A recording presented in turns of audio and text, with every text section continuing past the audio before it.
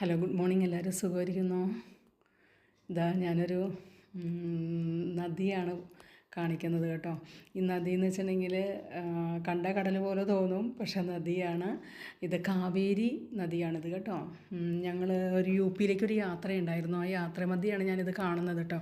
എനിക്കറിയില്ലായിരുന്നു കാവേരി നദിയാണിതെന്നൊന്നും അറിയത്തില്ലായിരുന്നു. എൻ്റെ ജീവിതത്തിൽ ആദ്യമായിട്ടാണ് ഞാൻ ഈ കാവേരി നദി കാണുന്നതും ഇതിലൂടെ കടന്നു പോകുന്നതും. നല്ലൊരു അനുഭവമായിരുന്നത് കേട്ടോ.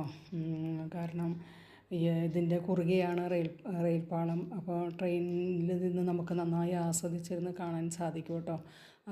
അത്രയ്ക്ക് ബ്യൂട്ടിഫുള്ളാണ്.